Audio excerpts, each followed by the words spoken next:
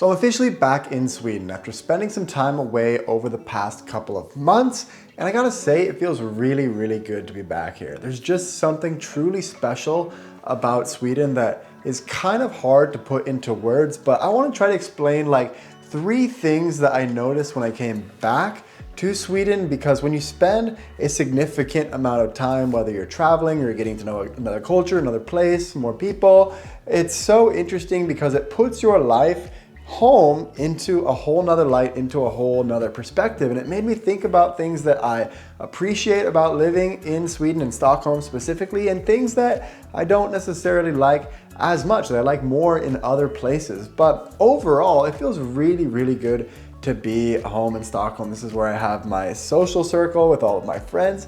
There's something just so peaceful and tranquil about Stockholm. Even though it's the biggest city in Sweden, it's just has a very, very relaxing vibe. There's nature throughout the entire city. After spending so much time in Barcelona, where you're in the city center, it's hustle, bustle, there's no nature. There's so many more people in Barcelona than there is in Stockholm.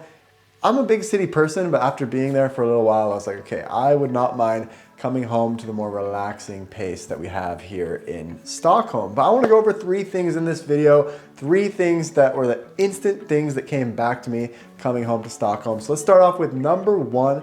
The number 1 thing that I just really appreciate in Sweden is this sense of safety. Now, Barcelona is a very tourist city. There's a lot of people from all over the world coming, and it's also known as the pickpocket capital of the world. So there's a lot of people that are going after these petty crimes, that are going after these tourists, especially in the touristy areas, trying to steal people's phones, trying to steal people's bags, whatever it might be. I had a couple of close calls. Luckily, I didn't actually lose anything, but after those close calls, I was just like constantly on alert, like always checking my pockets whenever there were strangers coming close to me or bumping into me. And it's just like something that I don't necessarily think about as much in Sweden. Of course, I'm not saying that people don't get robbed or things stolen in Sweden, but it's much less common. And you see this as well with like the general population in Sweden. Like if you're riding the trains or something, people will just like leave their laptops on their train seat and just go to the bathroom.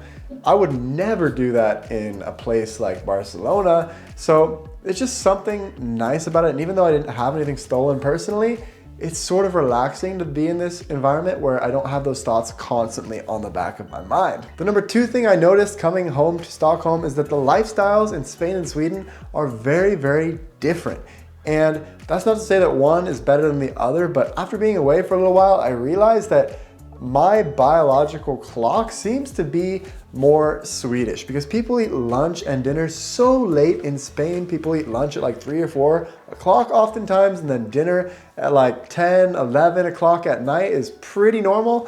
For me, I don't like eating that late because I cannot sleep after I eat a lot of food. So coming back to Sweden, where it's like the normal hours for me of like eating dinner around 7 o'clock, so much more convenient and conducive to my lifestyle. And also to add to that, the actual like work-life balance, like in Spain, people work insanely long hours, at least in my situation I was, because people would stay at the office till like 7, maybe even 8 o'clock a lot of days, whereas in Sweden, it's pretty normal. People are leaving around 5 o'clock. So that's completely different. I felt like I was always working overtime in Spain. Now, with that being said, they do take like longer lunch breaks, and maybe the people in Spain are a little bit more social at work. And so it's just a different work-life balance, culture, everything in general. But there's something nice about like being done with work between like 5, 6 o'clock, being like, wow, I have so much of my day left.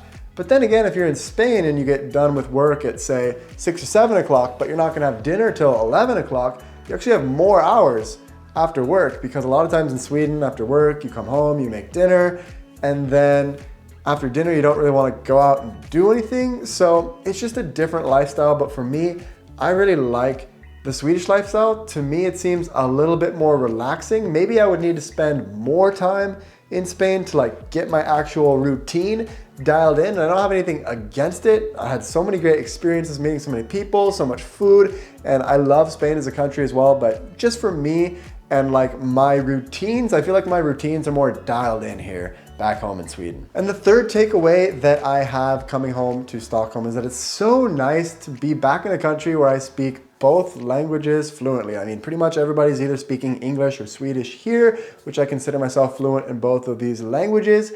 In Spanish, I'm not really anywhere near fluent. My goal coming to Spain was to improve my Spanish because I love learning languages and I wanted to be in an environment where I was going to be learning the languages a lot. And after 6 weeks, I definitely felt like I made some progress with Spanish, but it really puts things into perspective. Like, you're not going to become fluent in a language in 6 weeks unless you're like an absolute genius. And for me, it took maybe 2 years of being in Sweden before I felt like I was fully confident with Swedish, that I could live my life in Swedish. And even then, I mean, I think back on this channel, after 2 years in Sweden, I did that 1 month challenge on this channel where I spoke only Swedish for an entire month. And at the beginning of that challenge, it was actually quite difficult, I would say. And only by the end of that challenge, I was actually much more comfortable with the language. But I think I needed those 2 years to even be in a position to attempt a challenge like that, where I could just do everything in my life in Swedish. And with Spanish, I think I would need like a year or two as well to be that comfortable in a language where I could live my life and do everything that I want to do in a certain language. So I'd love to spend more time there, but at the same time, it's so nice right now to come back to Sweden, enjoy a little bit more relaxing pace, the nature, the quietness of the people. These are all huge benefits of living in Sweden. We really do have a very, very peaceful lifestyle in this country, and that's something that I appreciate more now having been away. If you want to see the things that shocked me 5 years ago when I first moved to Sweden, check out this video right here. Thanks for watching this video, everyone, and I hope to see you in another one soon.